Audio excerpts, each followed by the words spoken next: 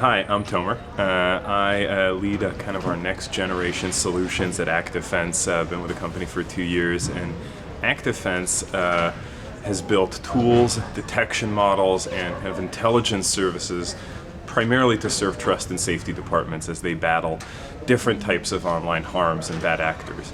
Our approach is rooted in intelligence, where we believe that in order to kind of curb, mitigate, disrupt bad actor activities, you have to look bad guys in the eyes, right? So we penetrate their communities, and essentially we're able to garner violations they conduct on different online platforms, how they're doing it, what tools they're doing it, who they're targeting, and so on.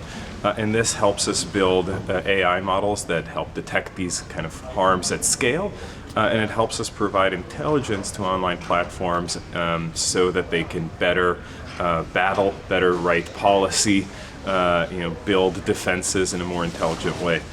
And we're here attending Truth and Trust Online as we're big believers that this space of misinformation, disinformation needs to be researched, right? That term of online misinformation and disinformation didn't really exist, more than probably a decade ago, I would say. And now it's one of the biggest risks to democracy and civil society. So to go from non-existent to priority one risk for really any democracy, I think warrants a good amount of research, and it means that we need to understand this beast called misinformation and disinformation better, and especially in a time where I feel it's a topic that is so controversial, because one person's misinformation is another person's free speech.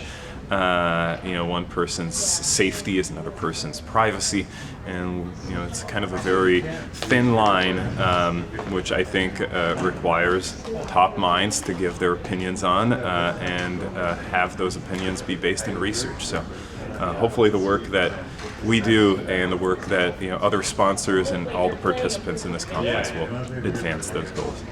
Mainly our focus is identifying the bad content and activity. And sometimes it's as simple as, we're in a Telegram group with, say, terror enthusiasts that now share video on a large online streaming platform, so their peers can also go and share it and spread it. And we're there to catch that video and essentially report it to the platform. In many cases, though, it's actually the intelligence that we build around their MO. So we can understand kind of the keywords that they're using, the code words, the different methods of evasion, and by understanding those methods and kind of reverse engineering those methods, we're able to then at scale detect other forms of violations. So it's really just about, like I mentioned, understanding your enemy, right? I feel like trust and safety, like I said, is a relatively new field. But if you look at cybersecurity, maybe one that precedes it by 10, 15 years, within 10, 15 years of the cybersecurity industry forming, cyber threat intelligence companies erected that said, wait, don't just build firewalls and defenses. Go listen to what Russian hackers are talking about in their forums, and if they say, oh, this new patch from Microsoft has a new exploit, go defend that. Right, and it's just a much more intelligent way of thinking of warfare, right? Like that's why intelligence roots to warfare. But really, whenever there's an adversary, gaining intelligence on how they work, where they work, what tools they use, right, what weapons they use, is always beneficial to conducting warfare in a more efficient manner. And this is warfare, right? At the end of the day, trust and safety is a war field, because there are people who are out there to abuse, to defraud, to harass, to bully, to steal, to commercialize illegal goods such as child sexual abusive material, right? So there are really true bad guys out there, and they are fueled with ideology, hateful ideology. They're fueled by money. They're fueled by, social disorders that they might have.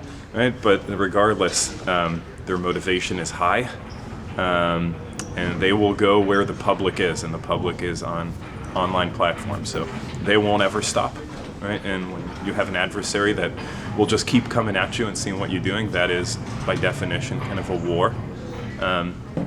So we hope we help fight that war. Primarily, we work with online platforms, right? So the trust and safety teams within online platforms are the teams that require, that are responsible for, sure, writing policy, but also enforcing that policy. It's with the enforcement teams that we try to assist them. A term that's used more and more to our satisfaction in trust and safety is proactivity, right? Not just essentially waiting for your users to report harm or for a media organization to essentially do a hit piece on you. But instead of waiting for that to happen, you can go and proactively detect those harms. So it's definitely a growing trend within trust and safety, and we're happy to contribute to it.